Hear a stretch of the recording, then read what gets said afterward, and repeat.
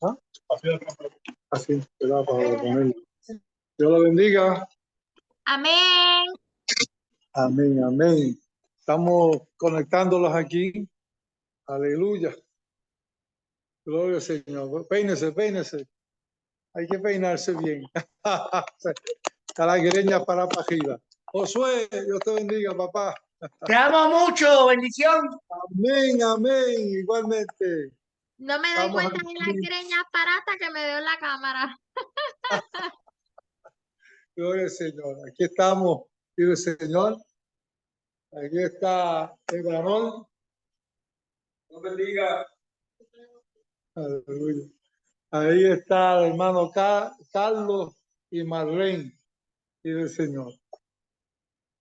Vive el Señor. Aleluya. Vamos a ver si.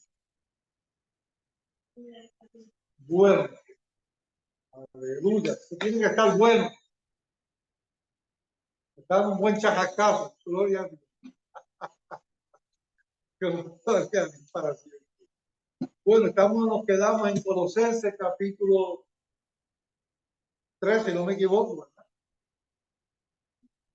Vive el Señor. Aleluya. Gloria al Señor. Quería adelantarles el próximo lunes habrá examen. Vive el Señor. Sí que ya estamos casi preparados con eso. Pero en el capítulo, nosotros hemos terminado el capítulo 2. Yo creo que sí. Ahí dice Cristo en el capítulo 3. Cristo, no la carnalidad. Empezamos por el capítulo 3. Vive el Señor. Y dice, si pues habéis resucitado con Cristo, buscad las cosas de arriba, donde está Cristo sentado a la diestra de Dios. Aleluya. Así que las cosas de arriba aluden a lo que es eterno, a esas cosas que son eternas. Poner la mira en las cosas de arriba, no en las de la tierra. ¿Por qué? Porque los de la tierra es perecedero, dice el Señor. Porque habéis muerto y vuestra vida está escondida con Cristo en Dios. ¿A qué hemos muerto? Pues a las cosas de la tierra. No puedo poner mi esperanza en las cosas de acá abajo, porque ya moría a eso, a esa pasión y a esos deseos de acá abajo. Yo tengo mi casa y el Señor, tengo un carro, tengo un trabajo, son las cosas de la tierra, pero yo no puedo poner mi esperanza en esas cosas. Mi esperanza está en lo que es eterno, dice el Señor. Porque habéis muerto y vuestra vida está escondida con Cristo en Dios. Con Cristo en Dios. Aleluya. Cuando Cristo vuestra vida se manifieste, entonces vosotros también seréis manifestados en gloria. Aquí queremos que esa palabra manifieste o la manifestación, esa es la punta, porque ese término va a aparecer también entre los términos, aleluya, que hemos mencionado ya anteriormente. Es decir, que se manifieste, entonces vosotros también seréis manifiestos con él en gloria. Habla, dice aquí, nos habla de la manifestación de Cristo. Cuando le vemos en la plena expresión de su gloriosa naturaleza, cuando nosotros lo veamos en su gloriosa naturaleza, o sea, está aludiendo a cuando Cristo venga, aleluya, se manifieste corporalmente, a eso se refiere, a esa manifestación, o sea, a la segunda venida de Cristo. Es decir, que en el Apocalipsis capítulo 19 habla de esa manifestación corporal y se refiere, aleluya, que él con usted acá en la tierra, la maduración. Exacto, está aquí en la tierra. Esa es la manifestación corporal. La palabra manifestación o que se manifieste, dice, nos habla de la manifestación de Cristo. cuando le vemos en la plena expresión de su gloria naturaleza, de su gloriosa naturaleza, o sea, cuerpo físico. Dice, hacer morir pues lo terrenal en vosotros. El Pablo da una exhortación a los colosenses diciendo que ellos tenían que hacer morir lo terrenal. Y aquí habla a las obras de la carne, fornicación, impureza, pasiones desordenadas, malos deseos, avaricia, que es idolatría. Me encanta eso cuando dice que avaricia, que es idolatría. O sea, está comparando la avaricia, gloria al Señor, cuando tú ambicionas más, aleluya, deseo, aleluya, de riqueza o otras cosas, lo compara con la idolatría. Terrible. O sea, que un cargo puede ser una idolatría para mí. Una casa de nosotros puede también convertirse en una idolatría. Cosas por las cuales la ira de Dios viene sobre los hijos de desobediencia. O sea, todas estas obras de la carne, aleluya, provoca a que la ira de Dios venga, aleluya, a los que practican estas cosas y están en desobediencia, dice el Señor. Es decir, que cuando habla de la ira de Dios viene sobre los hijos de desobediencia, habla también de ese momento de la ira, de la gran tribulación, aludiendo a ese momento en específico. Es decir, que la ira de Dios va a manifestarse por completo cuando Él venga. ¿Y cuál va a ser el instrumento que Dios va a usar para manifestar su ira? Satanás mismo. Porque Él va a permitir que en esos 7 años Satanás haga lo que Él quiera. Así que él va a permitir que Satanás sea el instrumento que Dios va a usar para manifestar su vida. ¿Una pregunta o duda? En las cuales vosotros también anduvisteis en otro tiempo cuando vivíais en ella. O sea, en nuestra vida pasada, cuando nosotros no conocíamos al Señor, andábamos en estos mismos tipos de vida. Andábamos bajo las obras de la carne, dice el Señor. Pero ahora dejad también vosotros todas estas cosas. Mira, nos manda a dejar todas estas cosas. ¿Cuáles cosas? O sea, parte de lo que se menciona aquí son las obras de la carne que habla en Gálatas capítulo 5. Ira, enojo, malicia, blasfemia, palabras deshonestas de vuestra boca. O sea, hay personas que son fáciles, aleluya, diciendo palabras obscenas, mandándolos para cuchilla cuando, aleluya. Entonces, ¿sabe lo que estoy diciendo? Maldicen también, blasfemos que maldicen, aleluya. Así que nosotros tenemos que tener mucho cuidado con el Señor, con estas palabras deshonestas. Y el Señor, de vuestra boca no la podemos mencionar. Aleluya. Es que en el bajo cuchilla de boca hay un bajo que hay una sección, ¿eh? Sí, pero una cosa que una palabra que le hicieron vulgar, pero no es una palabra vulgar. Amén. Tiene significado. Pero el significado. Aquí se usa como un significado. Una parte de un barco, un básico para vigilar. Lo que pasa es que te mandan allá que ven, se sube para allá, se usa una palabra. ¿Están entendiendo? No sé si entienden los hermanos allá, que Adel y Josué. Yo no sabía que así se llamaba esa parte. Sí. Y una vez conversamos en el carro y una señora ya mayor estaba subiendo la costa a pie. Le dije, ahí vamos a llevarla. Me acerqué y le digo, ¿para dónde va? Y me dice, para allá. Pero yo no sabía eso. Sí. Gloria al Señor.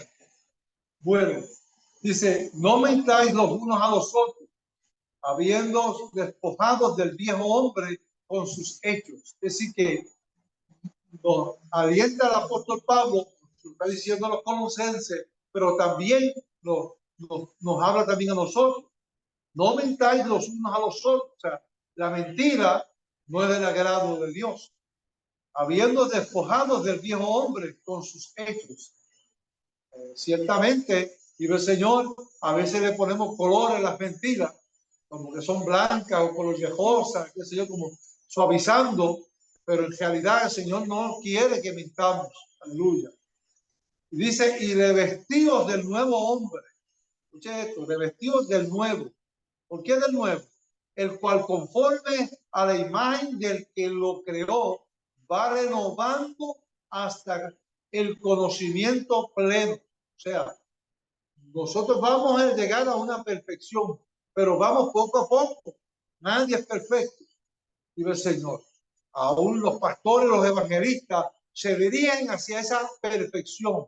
Por eso ahí dice, revestido del nuevo hombre, el cual conforme a la imagen del que lo creó, se va renovando. O sea, nos vamos modificando, nos vamos acercando hasta el conocimiento pleno, desde donde no hay griego ni judío, circuncisión ni incircuncisión, bárbaro ni escita, siervo ni libre, sino que Cristo es el todo y en todos. Aleluya. Es decir, que todos, aleluya, somos un solo cuerpo y debemos estar en un solo pensamiento, porque Dios no hace diferencia, aleluya, o excepción de personas. En el carácter del nuevo hombre. ¿Qué nos quiere decir el apóstol Pablo con respecto al carácter del nuevo hombre? Vestidos pues como escogidos de Dios, santos y amados, de entrañable misericordia, de benignidad, de humildad, de mansedumbre, de paciencia, soportados unos a otros, perdonándonos unos a otros si alguno tuviere queja contra otro, de la manera que Cristo os perdonó, así también hacedlo vosotros. En el carácter del nuevo hombre, lo que nos está hablando aquí es que, aleluya, debemos, aleluya, manifestar los frutos del Espíritu. También Gálatas, en capítulo 5, verso 21 en adelante, nos habla de los mismos frutos que se están manifestando en el creyente. Dice, vuelvo y lo repito, vestido pues como escogidos de Dios, santos, amados, de entrañable misericordia, benignidad, de humildad, de mansedumbre, de paciencia, soportado unos a otros. Todos son los frutos del Espíritu, que son los que deben, aleluya, brillar en el creyente, dice el Señor. Dice el verso 14, y sobre todas estas cosas vestidos de amor, que en el vínculo que es el vínculo perfecto, el amor. 1 Corintios capítulo 13, y el Señor nos habla de que ese vínculo perfecto es el amor, dice el Señor. Y la paz de Dios gobierna en vuestros corazones, a la que asimismo fuisteis llamados en un cuerpo, en un solo cuerpo, y sed agradecidos. En otras palabras, que siendo, aleluya, vestidos en un solo cuerpo, gobierna en vuestros corazones el bien, a la que asimismo fuisteis llamados en un solo cuerpo. O sea, que todos nosotros tenemos que permanecer en ese mismo sentir, en ese mismo pensamiento del Señor. La palabra de Cristo. A la iglesia. A la iglesia. Como iglesia, como cuerpo. Así que la palabra de Cristo more. ¿Cuál fue el verso que estamos leyendo? 15. Y la paz de Dios gobierna en vuestros corazones, a la que asimismo fuisteis llamados en un solo cuerpo, o sea, la iglesia, y sed agradecidos. O sea, agradecidos a quién? A nuestro Dios. La palabra de Cristo, verso 16 dice, la palabra de Cristo more en abundancia en vosotros. La palabra de Cristo more en abundancia en vosotros. O sea, la herramienta que nosotros tenemos para utilizarla con frecuencia es la palabra de Dios. Y esta es la que tenemos que utilizar cuando nos enfoquemos para orientar a alguien, amonestar a alguien, dirigirnos a esa persona para ayudarla, pues debemos de utilizar la palabra de Dios. Y esa va a ser la forma, la herramienta más poderosa, porque la estamos haciendo con fundamento. Para que la palabra de Cristo more en abundancia en vosotros, enseñándonos y exhortándonos unos a otros en toda sabiduría. Entonces que usamos la palabra, porque en la palabra hay sabiduría. Cantando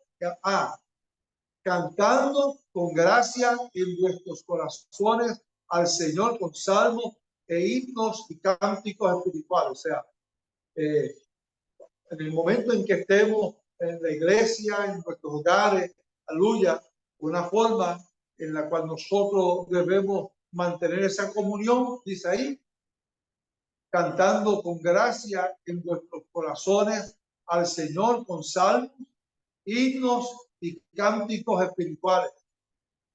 Cuando hablamos de cánticos espirituales, aleluya, pues nosotros tenemos nuestra adoración, la forma de alabar a nuestro Dios, aleluya. Pero hay veces que nosotros, aleluya, cuando estamos empezando en el Evangelio, a veces se nos olvida y cantamos una canción, una balada del viejo hombre. Y la orientación aquí es a utilizar la adoración y la alabanza.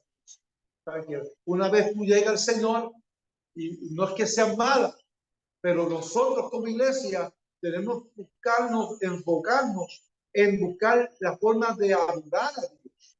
Que nuestra vida sea una adoración, aleluya, en todo momento. Y es lo que está tratando Pablo de decirle a la iglesia de Colosenses. Y todo lo que hacéis, sea de palabra o de hecho, aquí está enfatizando, y todo lo que hacéis, sea de palabra o de hecho, hacerlo todo en el nombre del Señor, dando gracias a Dios Padre por medio de él.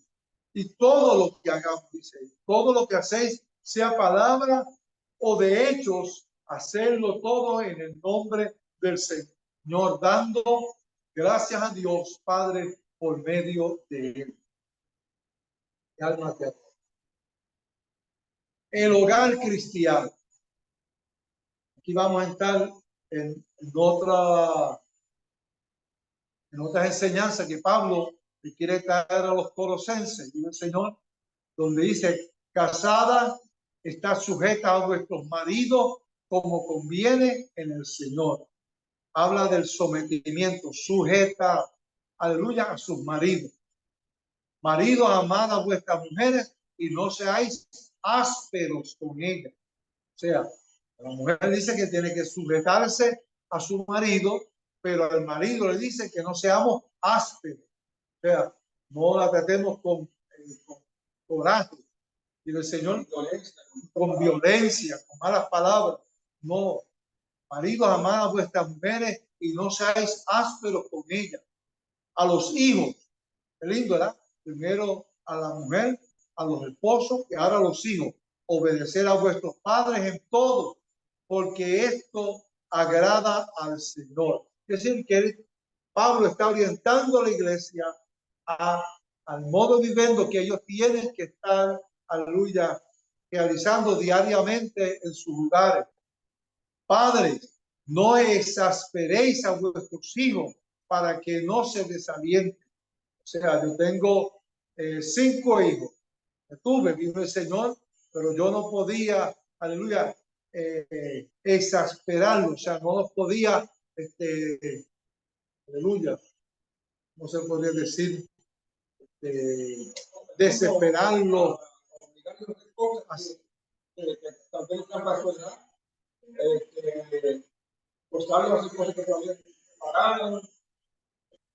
No provocarlos a ira, no provocarlos a veces. ¿Tiene definición? ¿Tiene la definición? Amén.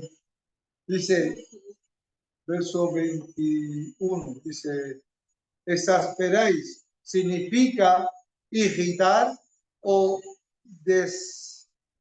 desalentar a los hijos, gritándoles, pagándoles o menospreciándoles, pegándoles o menospreciando sus esfuerzos. O sea, que el padre debe tener cuidado a la forma del trato, que tú no vayas a hacer que lo pueda provocar herida en un regaño, y tienes que ser más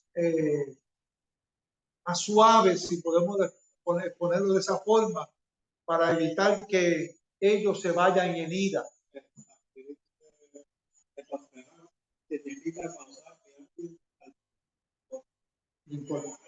Eso sería una consecuencia. Cuando una persona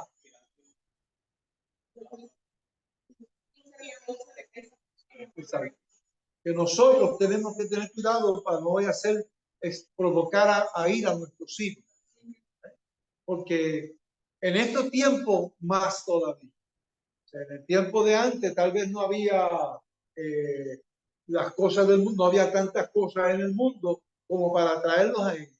Entonces hoy en día los jóvenes tienen 20.000 facilidades para irse para el mundo. El mundo está lleno de deleites, de placeres, y si yo lo provoco a ira, lo voy a estar arrojando al mundo. Por eso tenemos que tener cuidado al no exasperarlo. Hay muchachos que también caen en unas depresiones tan fuertes que han tomado, aleluya, con quitarse la vida. Es decir, que nosotros tenemos que tener cuidado, aleluya, de cómo tratar a nuestros hijos. ¿Alguna observación más? Y eso es como un ejemplo. A mí me pasó que nuestros hijos están con una muchacha, una novia, sabemos que entendemos que no hay condición para una cosa, pero en vez de decirse y estar encima de él, nosotros tenemos que orar para que Dios intervenga en eso, para que si no va a ser para él, que trabaje, pero no podemos caer arriba a desesperarlo, a que haga una relación, porque al final que va a huir con la persona y va a fracasar. Entonces, lo que hacemos es poner las manos de él para que Dios obre en eso. Mencionando eso, pues nosotros tenemos que, como yo orientaba a los míos, en su juventud, yo veía si la persona no era, aleluya, la ideal para él o la ideal para ella, pues yo tenía que orar primeramente y saber cómo orientar, porque no es decir las verdades, es saberlas decir. En otras palabras, cuando tú orientas a un joven, tú le muestras los frutos del Espíritu y le muestras lo que son las obras de la carne. Ahí Gálatas capítulo 5 nos va a decir ambas cosas. Por lo tanto, enseñándole a ellos la diferencia entre lo que son obras de la carne y lo que es fruto del Espíritu. Ahora está, tú no puedes imponerles a ellos, tú tienes que exponerles. Aquí nunca se impone, porque al joven tú tienes que dirigirlo. A veces tenemos que dejarles de inventar cosas para que ellos puedan entonces tomar decisiones. vean que ahí aprenden. No es algo. El camino le enseña. Siento que también hay una orden en las cosas. Primero se dirige a los hijos diciendo obedecer a vuestros padres y después retoman de nuevo, padres, no exasperéis a vuestros hijos. Es decir, a respuesta de la obediencia viene que no exasperéis, porque si no hay obediencia, entonces lo que hay es una corrección. Tiene que haber obediencia entonces para que los padres no sientan la necesidad de hacer esa presión o Amén. Muy bien. Bueno, sí, sí. Muy bien, dice el Señor. Porque ciertamente si el hijo entra en obediencia, pues no hay necesidad de amonestarlo. Pero si entra en desobediencia, hay que amonestarlo, pero hay que saber cómo amonestar a los jóvenes. Porque a veces se exasperan, entonces toman otros rumbos para no es conveniente. Por eso ahí dice el verso 20, dice, siervos, obedecer en todo a vuestros amos, terrenales, no sirviendo al ojo como los que quieren agradar a los hombres, sino con corazón sincero, temiendo a Dios. Ahí cuando habla, está hablando Pablo, porque en aquel entonces, para el tiempo que se escribió esta carta, había personas que eran esclavos y que sus amos los compraban por el trabajo, deudas que tenían, se metían, ponían en la esclavitud. Y entonces ellos dicen ahí claramente que obedecer a todos vuestros amos terrenales, no sirviendo al ojo como los que quieren agradar a los hombres, sino con corazón sincero, temiendo a Dios. Cuando yo trabajo en un negocio, en otro punto, pues también yo tengo un supervisor o un jefe, que también se puede comparar como un jefe, como un amo, en el sentido de que su posición está más alta. Entonces, yo tengo que hacerle con un corazón sincero, temiendo a Dios. Entonces, cuando yo hago las cosas temiendo a Dios, pues voy a poder ganar gracias con mi amo, con mi jefe y sucesivamente. Opinión. Es como el trabajo de Carlos. Él tiene personas a su cargo, pero él también responde a otras personas. Amén. Gloria a Dios. Sí. Y dice, aquí dice algo más bueno, que está casi comparándose con eso. Y todo lo que hagáis, hacerlo de corazón como para el Señor y no para los hombres, sabiendo, yo creo que yo dije No, soy yo.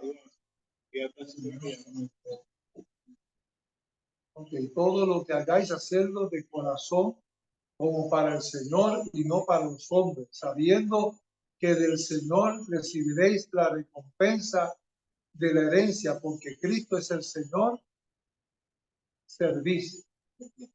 Porque a Cristo el Señor servís. Ahí está. Es decir, que nosotros, aleluya, cuando hablamos con respecto a la obediencia, el apóstol Pablo le dice a los colosenses, en el verso 23, y todo lo que hagáis, hacerlo de corazón como para el Señor y no para los hombres. O sea, de todo lo que yo esté haciendo. Porque si nos damos instrucciones, hacer algo que no es, sabemos que está en contra de las normas de Dios. Entonces, tenemos que decir que no, porque tenemos, no, hay que saber si son legítimas. Uno las instrucciones, los recibimos, que son legítimas. Aquí se prestan para hacer muchas cosas. Nosotros por miedo a aprender el trabajo, bueno, hacemos y fallamos. No podemos permitir que No se puede. Me dice, será el verso 23, de todo lo que hagáis, hacerlo de corazón como para el Señor y no para los hombres, sabiendo que el Señor recibiréis la recompensa de la herencia, porque a Cristo el Señor servís. O sea, volviendo a lo que el hermano Emanuel menciona, que nosotros como iglesia tenemos que tener en cuenta, porque a Cristo el Señor le servimos. O sea, como le servimos al Señor, tenemos que tomar en consideración que aquellas cosas que los amos nos quieren hacer que hagamos, nosotros lo podemos hacer siempre y cuando no tropiece con la palabra de Dios. Así que hoy en día esto se presta para mucho, porque hoy en día también quieren hacer que nosotros como iglesia hagamos cosas que no nos compete a nosotros como pueblo, iglesia. Entonces tenemos que tomar decisiones y confrontar a los jefes con la verdad. Pero nos va a poder costar, nos puede costar el trabajo. Si hoy en día hay estas reglas que la LGTB les piden, que se crean ciertos privilegios, los cuales vayan a nosotros, los privilegios de nosotros. Entonces nosotros no podemos aceptar lo que ellos nos están diciendo, imponer. Pero aquí hay algo bien bueno, dice, amén. Mas el que hace injusticia recibirá la injusticia que hiciere, porque no hay acepción de persona. Es decir, que cuando la Biblia dice que no hay acepción de personas, es que Dios no establece, no hace diferencia entre una y otra. Ese término, acepción de persona, aleluya, también lo ponen aparte porque eso va en el examen, dice el Señor. Y cuando hablamos de acepción de persona, dice, Dios no muestra parcialidad en su justicia, ni en su juicio cuando se relaciona con los seres humanos. Repito, va a venir así mismito. Dios no muestra parcialidad en su justicia, ni en su juicio cuando se relaciona con los seres humanos. Cuando se relaciona con nosotros, Dios no muestra parcialidad en su justicia, o sea, en lo que es justo, ni en su juicio. Cuando Él tiene que actuar con justicia, lo va a hacer, y cuando Él tiene que hacer un juicio, lo va a hacer. Dice el Señor. La acepción de persona dice, Dios no muestra parcialidad. Dios no muestra parcialidad en su justicia ni en su juicio cuando se relaciona con los seres humanos. Continuamos en el capítulo 4, dice el Señor, y lee, gloria a Jesús, amos, haced lo que es justo y recto con vuestros siervos, sabiendo que también vosotros tenéis un amo en los cielos. Mira qué lindo, ¿verdad? Que aquel que está allá arriba nos concientiza, Pablo, que también nosotros tenemos un amo en los cielos, Dios Padre. Los hijos del Espíritu Santo es el que está viéndonos a nosotros 24/7. Entonces yo hacer lo que es justo y recto con vuestros siervos, actuar con justicia con aquellos que estén bajo mi así dice la palabra, están subordinados bajo mí. Aleluya. Gloria al Señor. Verso 2 dice, la gracia del cristiano. Perseverar en la oración, esperando en ella con acción de gracia. Perseverar en la oración. Habla de una oración continua, de una comunión continua, de una relación con Dios a través de la oración.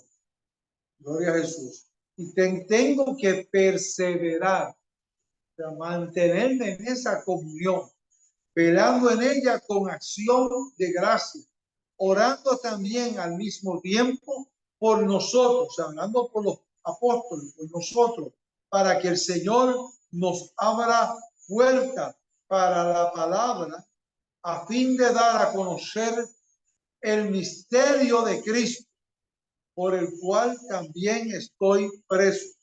Aleluya. Estaba en Roma en ese momento. Él estaba preso. Estaba en Roma.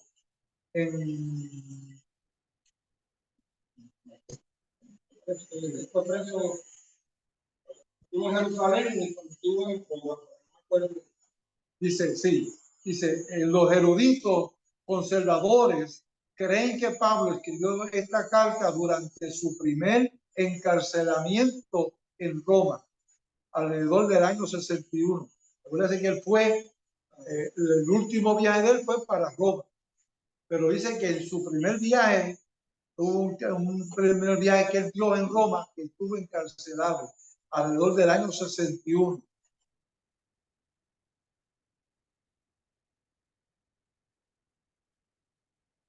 Verso 3, orando al mismo tiempo por nosotros para que el Señor nos abra puerta para la palabra. O sea, Pablo llevaba el mensaje de la palabra y él pedía la oración, como también hoy día los pastores, los evangelistas, aleluya, que también piden la oración para realizar sus actividades fuera de la iglesia. como nosotros, que vamos a estar celebrando la campaña jueves y viernes, pues es una oportunidad que tenemos de salir de las cuatro paredes para llevar el mensaje fuera. Pues Pablo, gloria al Señor, aquí él le está pidiendo que oren para que el Señor le abra la puerta para ir a otros lugares. Para que el Señor nos abra puerta para la palabra, a fin de dar a conocer el misterio de Cristo. La asignación que dimos la semana pasada era buscar la palabra misterio. ¿Cuál era el misterio que Pablo, gloria al Señor, estaba exponiendo? Pues, aleluya, el conocer que Cristo era el ungido, que era el Mesías. Ese era el misterio. Porque entonces aquí en Efesios 3, el versículo 2, dice de la administración de la gracia de Dios. A Pablo le estoy hablando que él era el administrador de la gracia de Dios, administrador de la gracia de Dios, que no es otra cosa que el Evangelio a través de Jesucristo. Es ese misterio. Por lo que él fue a esa iglesia, a ministrar para que la palabra entonces se fuera regando por el mundo, expandiendo. Porque como en el pasado, ese misterio estaba oculto. Jesucristo era un misterio que no se había revelado en el Viejo Testamento, pero estaba escrito en profecía de que ese personaje iba a llegar. Pero a Pablo le fue revelado ese misterio. La manifestación de Jesucristo, esa revelación le fue revelado a Pablo. En Efesios 3, verso 2, como tú mencionaste, esa gracia, esa esencia de ese mensaje, puede dar a conocer al mundo que a través de Cristo adquirimos la salvación de nuestras almas. Pero es como si a él se le diera Cristo, le dio esta potestad de llevar Por diferentes partes. llevar la palabra del Evangelio. ¿Y qué es el Evangelio? El mensaje de Cristo. ¿Puedo citar lo que dice la Sí. dice, según Pablo, el misterio es el proyecto divino de redención universal en Cristo. En Cristo. La redención universal. O sea, si Jesucristo no hubiera muerto en el Viejo Testamento, si Jesucristo, aleluya, si todo lo que se habló de Jesucristo en el Viejo Testamento no se hubiera realizado, pues entonces no hubiera... Dice que nos da espíritu de sabiduría y revelación. Por la gracia soy salvo por medio de la fe en Cristo. La base dice que es por medio de la fe, pero dice la fe en quién, en Cristo. ¿Sabes? Jesucristo, el nombre de Jesucristo no aparece plasmado en el Viejo Testamento. Aparece el ungido, el Mesías, el Salvador. Así que no aparece en el Viejo Testamento, pero los profetas hablaron del Salvador, hablaron del Mesías, hablaron del ungido. En diferentes porciones bíblicas, los profetas, tanto los profetas mayores como los profetas menores, aludieron ese mensaje de Jesucristo. Génesis 3:15 se habla de la primera promesa de la salvación a través de Jesucristo. Todos estos eventos o textos bíblicos del Viejo Testamento hablan de ese Mesías que habría de venir, pero se cumplió todo en Cristo. Por eso es que el misterio de esa revelación fue dado a Pablo. Y Pablo lo dio a conocer. Los discípulos sabían, todos los apóstoles, y la iglesia era un misterio también. Pero el misterio, además de la iglesia, el más importante era Cristo. Ese misterio. Ahora, dice el Señor. Verso 4 dice, para que lo manifieste como debo hablar. Andad sabiendo para con los de afuera, redimiendo el tiempo. Andad sabiamente para con los de afuera, sea, para aquellos que están fuera del evangelio, redimiendo el tiempo, o sea, buscando la forma, aleluya, de llevar el mensaje a como dé lugar. Que se va a hacer difícil llevar el mensaje en las veces, seguro. Dice que no podemos con nuestro compromiso y afanes, que a veces nos metemos, pero Dios dice, aleluya, que busquemos el espacio,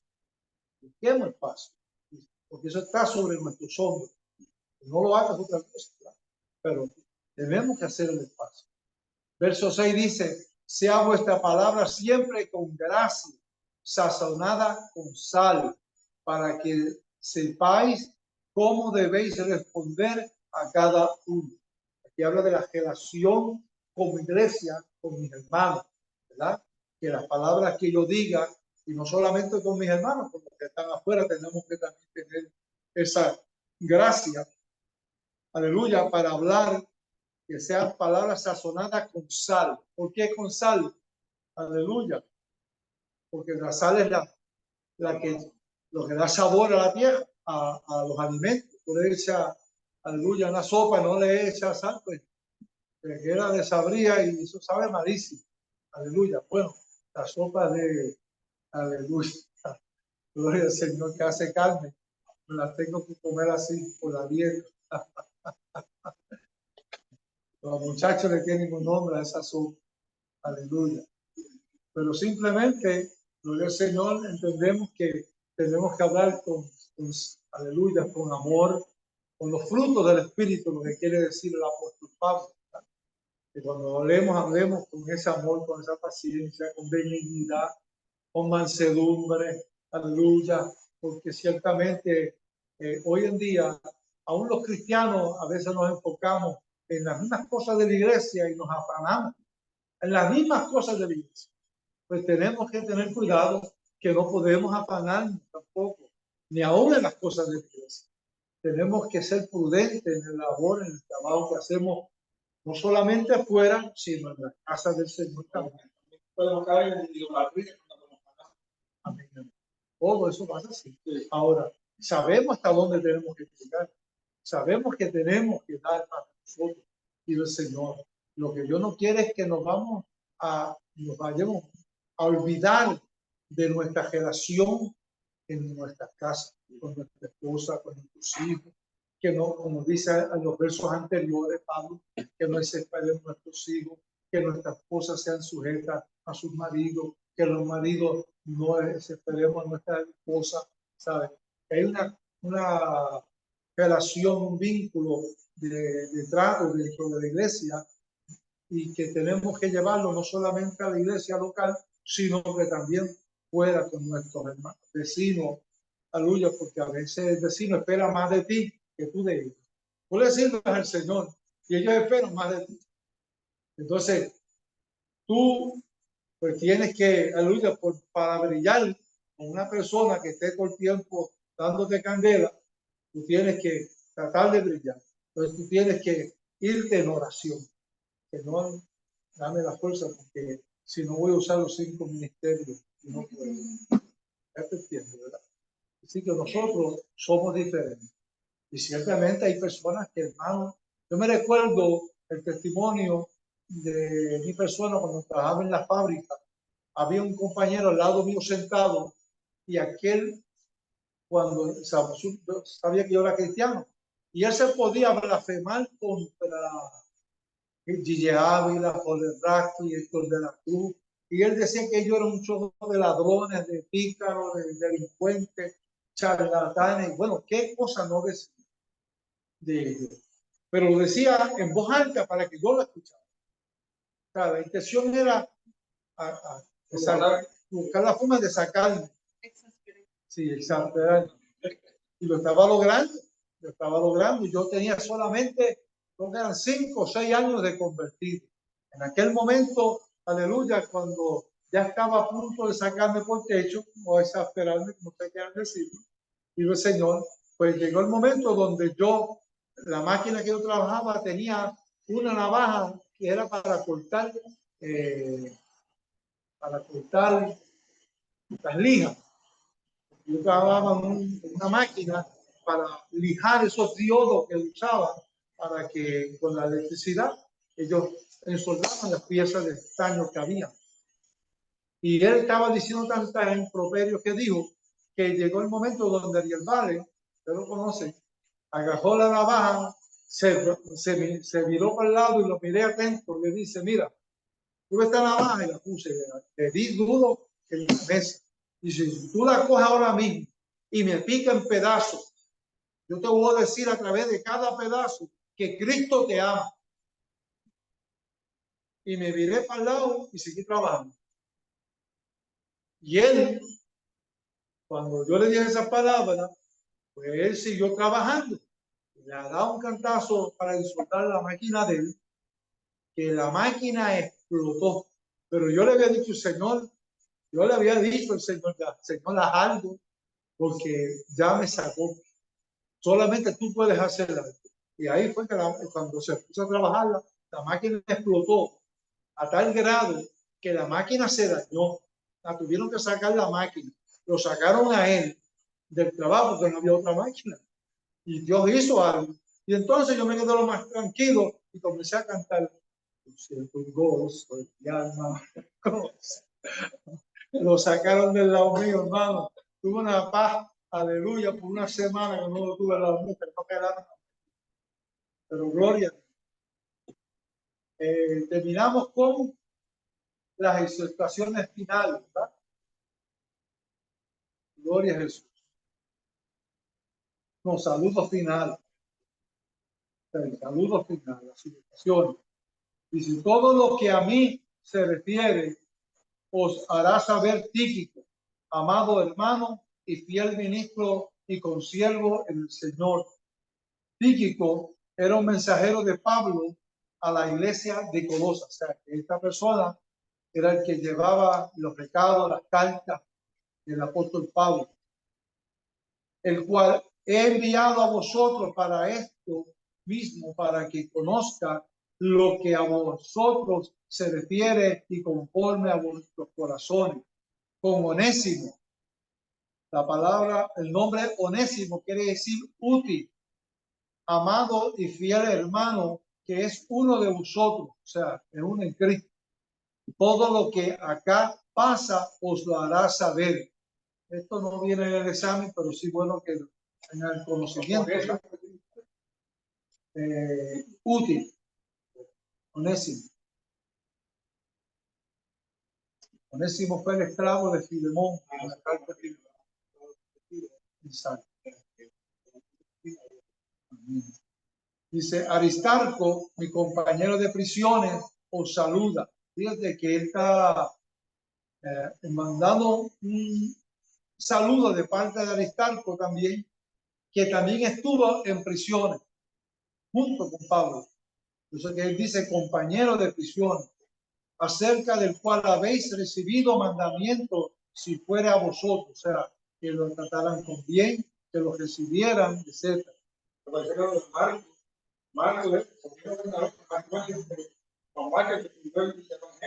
Amén. Ahí dice, y Jesús, llamado justo, que son, perdón, verso 10, Aristarco, mi compañero de prisión, os saluda, y Marcos, el sobrino de Bernabé, que fue el que escribió el libro del Evangelio de San Marcos.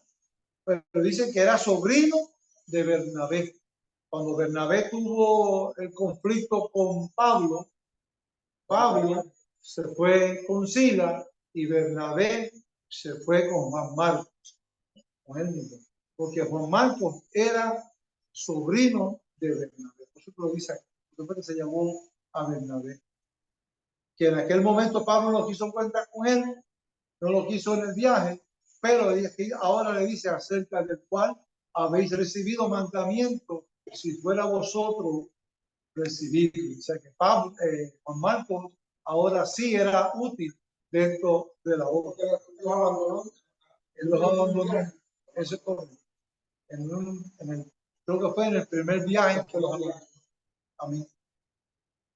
Y Jesús llamado justo, que son los únicos de la circuncisión. O sea, habían personas que habían estado en la circuncisión y ahora estaban ayudando apóstol Pablo, dijo el Señor.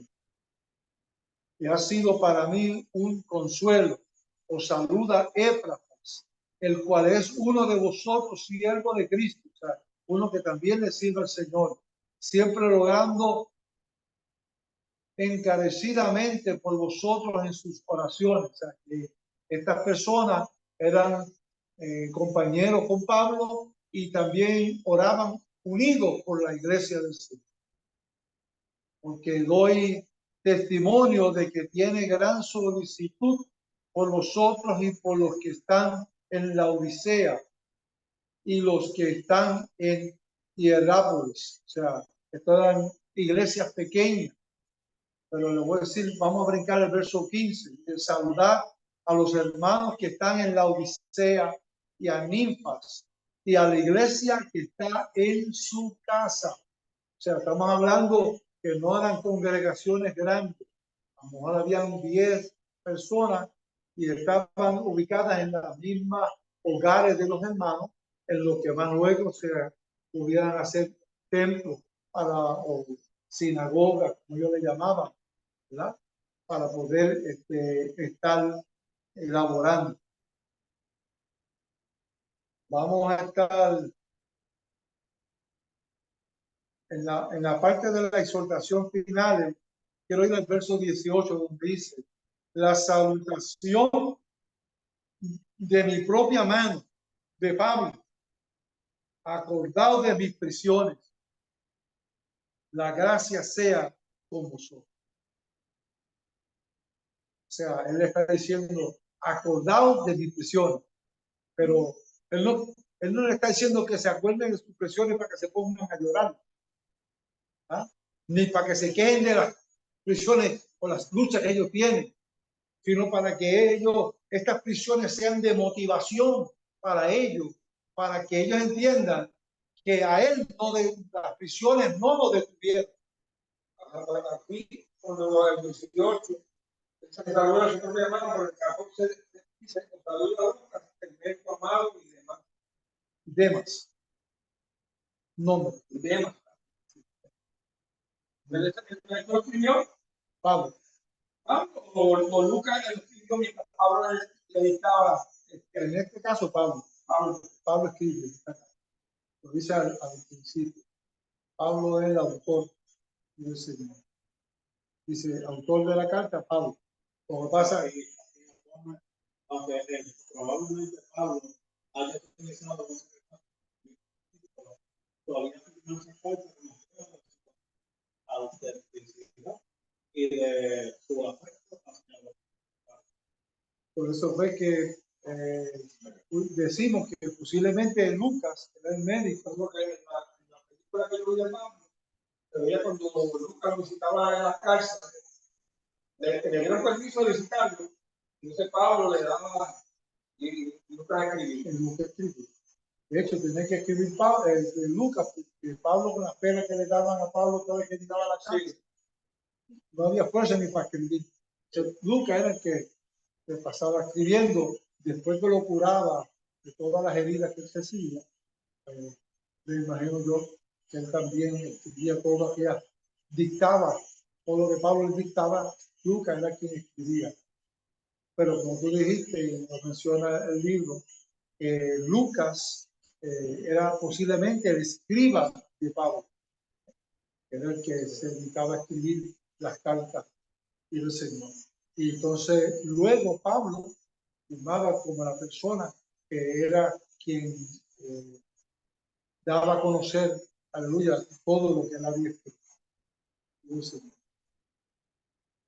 Hasta aquí terminó el libro de Colosenses y vamos a pasar a lo que tengo escrito aquí del examen, para que ustedes tengan conocimiento. Los términos que vamos a estar estudiando es la palabra herejías, apostasía, blasfemia, gnosticismo, herejías, apostasía, blasfemia, gnosticismo, con el de gato al principio, creyentes iluminados, judaizantes,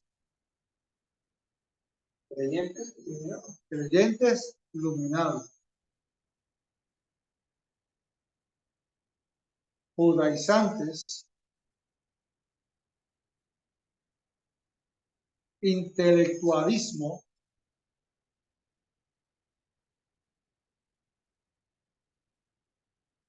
los rudimentos del mundo,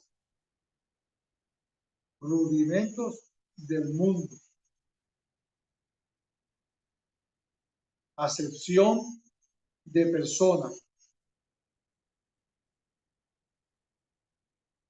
Y la palabra o el término manifestación.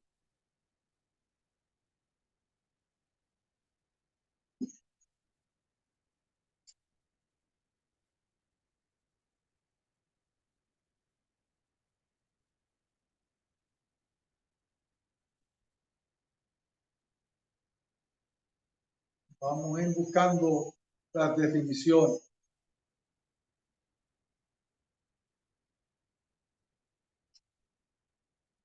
Es insultar,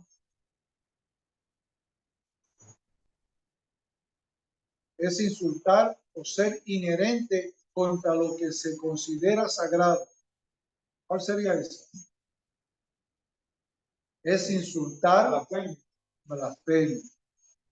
Es insultar o ser inherente contra lo que se considera sagrado. Eso es una blasfemia. ¿Qué es herejía? Herejía, perdón.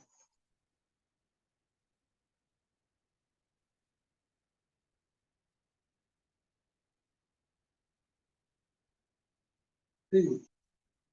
Herejía que enseña, o sea, no es la definición de herejía, sino la herejía que enseña que el salvarse no dependía de Cristo, sino el de estudiar o ser más sabio, en otras palabras, a mayor conocimiento intelectual, más cerca tú estabas de ser salvo. Eso es el intelectualismo. Intelectualismo. Intelectualismo es una herejía que enseña que el salvarse no dependía de Cristo. Eso es una herejía que enseña que el salvarse no dependía de Cristo, sino el estudiar o ser más sabios. En otras palabras, a mayor conocimiento intelectual, más cerca tú estabas de ser salvo. Eso es lo que quiere entrar a entender.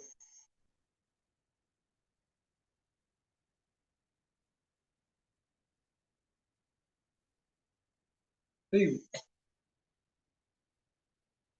Creencias erróneas y contrarias a las enseñanzas que se establecen en la palabra de Dios. ¿Qué es eso? Una herejía. Herejía. Creencias erróneas y contrarias a las enseñanzas que se establecen en la palabra de Dios. Que se establecen en la palabra de Dios.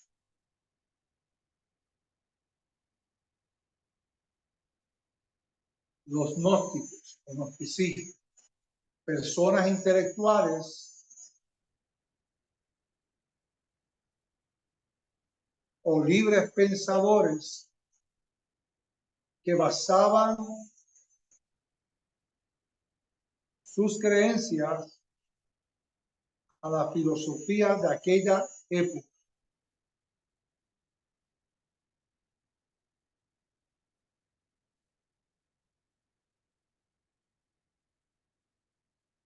Personas intelectuales o libres pensadores que basaban sus creencias a la filosofía de aquella época.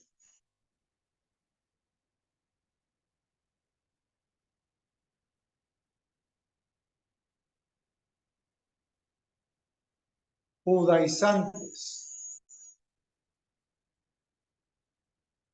judíos que profesaron la fe en Cristo, pero decían que si no guardaban la ley podían perderse. Los antes eran judíos que profesaron la fe en Cristo, pero decían que si no guardaban la ley podrían perderse. Eso eran los judaizantes. Los rudimentos del mundo. En el Nuevo Testamento, para aludir, en el Nuevo Testamento se usa para aludir a las verdades elementales, aludir a las verdades elementales del Antiguo Testamento. En el Nuevo Testamento para aludir a las verdades elementales del Antiguo Testamento. Hebreos 5:12, los rudimentos de las religiones judías y gentiles, aludiendo a los rudimentos de las religiones judías y gentiles. Así que estas verdades que se mencionaron en el Nuevo Testamento se usan para aludir a las verdades elementales del Antiguo Testamento. Es decir, que ahí nosotros mencionamos estas verdades, pero si buscamos en Hebreos capítulo 5 y verso 12, nos dice, porque debiendo ser ya maestros, después de tanto tiempo, tenéis necesidad de que se os vuelva a enseñar cuáles son los primeros rudimentos de las palabras de Dios. O sea, que tenían que volver a empezar a enseñarle esos primeros rudimentos. Y habéis llegado a ser tales que tenéis necesidad de leche en el Nuevo Testamento. Tengo que estar explicándolo una y otra vez a la persona, porque aquellas verdades que estaban allá en el Nuevo Testamento tuvieron un cambio cuando vino la gracia, vino Cristo. Entonces, cambia.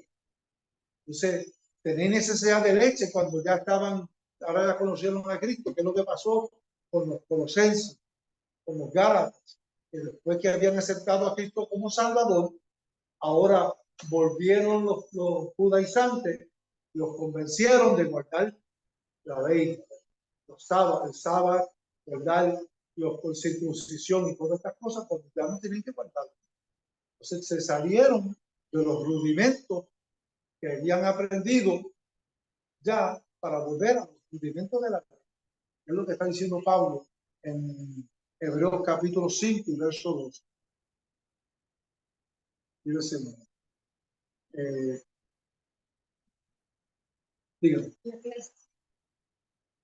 Sí, no sé si habrán terminado. 9:7. Los faltan aquí una, tres. Los voy a dar estas tres para cortar y terminar. Dice,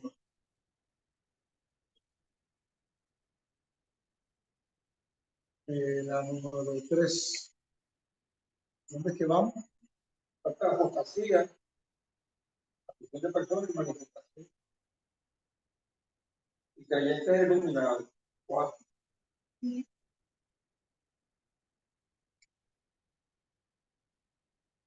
Ajá.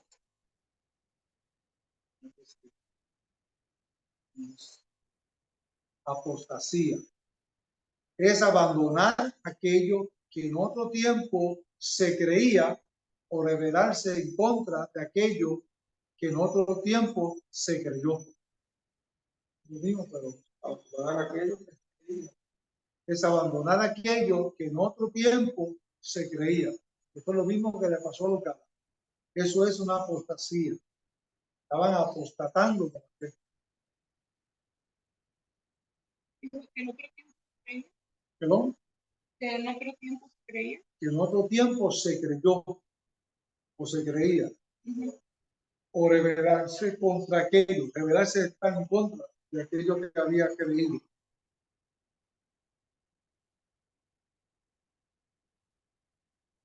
Los creyentes iluminados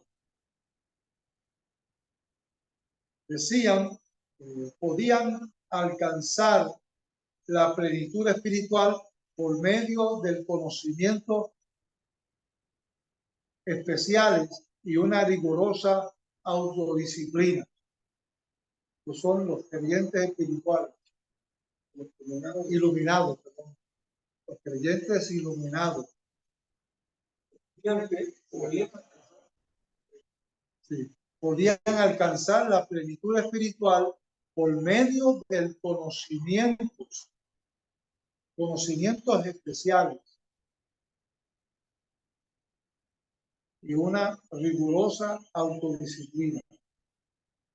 Conocimientos especiales era de la misma enseñanza que ellos realizaban, pero tenían que, aleluya, aprenderse esa filosofía de las cuales ellos enseñaban.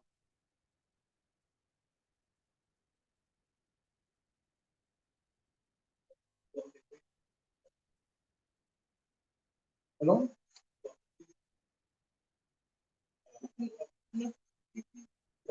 Sí. Personas intelectuales o libres pensadores que basaban, ¿entiendes? Okay. La número 9 era acepción de personas. Porque tocamos ahorita Colosenses 3:25, acepción de personas.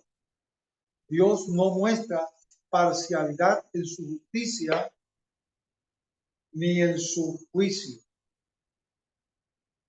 Dios no muestra parcialidad en su justicia ni en su juicio cuando se relaciona con los seres humanos.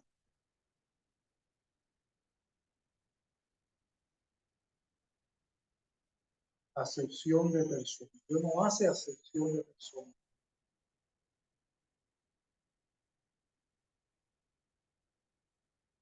Y le dice, Dios no muestra parcialidad en su justicia ni en su juicio. La número 10 es manifestación. Lo que tocamos en Colosenses 3:4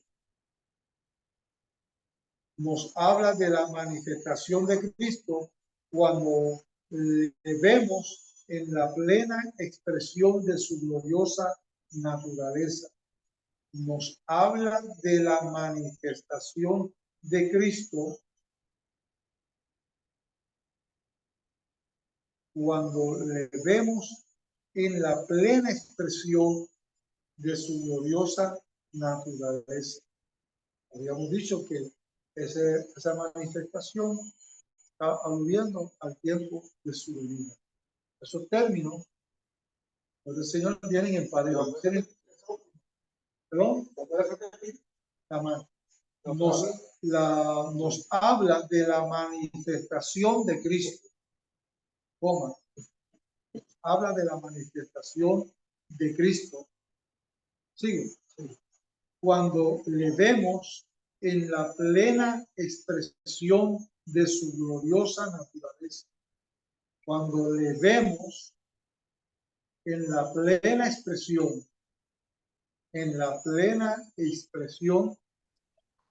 de su gloriosa naturaleza.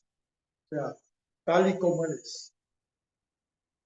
Los impíos dirán, cuando vieron al Señor, que Él se va a dejar ver, dice que ellos clamaban para que las viejas, las montañas le cayeran encima, puedan resistir ver su gloriosa naturaleza.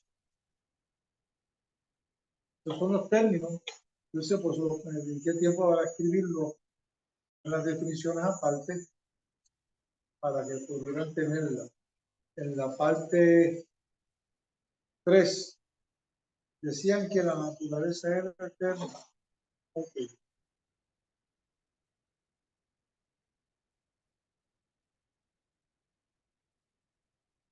A ver aquí.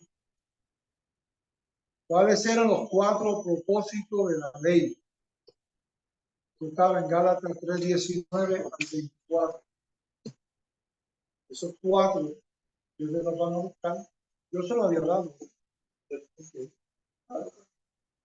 ¿Cuáles eran los 4 propósitos de la ley? Gálatas 3:19 al 24.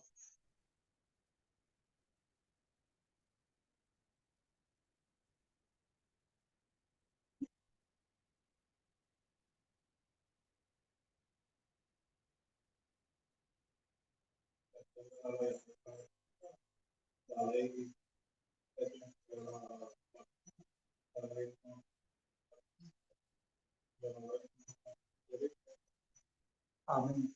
Está más sintetizado.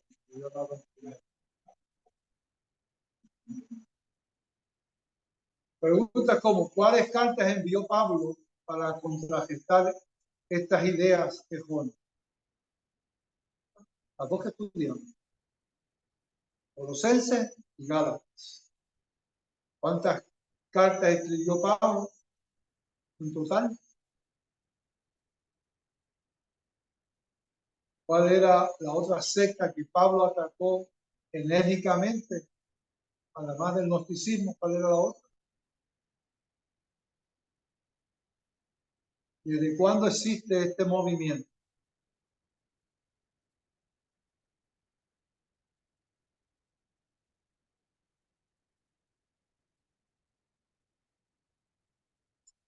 ¿Cuáles eran las doctrinas o herejías que los judaizantes estaban introduciendo en la iglesia cristiana para confundirnos?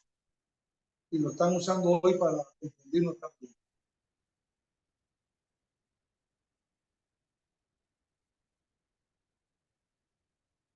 Ahora eran 4.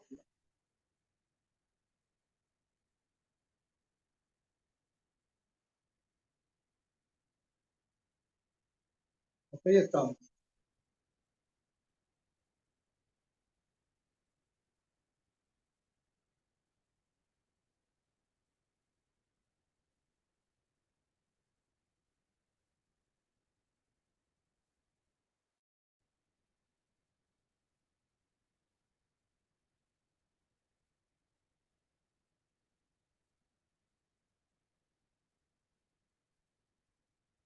Terminamos en esta hora.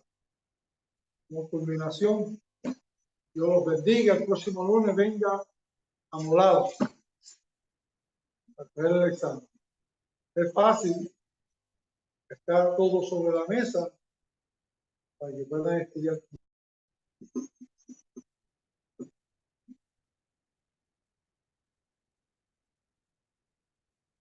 Amén. Señor Jesús, bendice a nuestros hermanos allá en Kentucky, a los hermanos que están conectados a través de Zoom, los que estamos aquí presentes, imploramos que tú nos lleves en paz y en comunión con la bendición del Padre, la del Hijo y la del Espíritu Santo. Amén. Dios los bendiga. Dios para nosotros aquí. Dios bendiga ya a los hermanos que me están escuchando. Amén. Te amamos, pastor. Gracias. Te amo, pastor. Que te bendiga. Amén. Amén, amén. Dios los bendiga.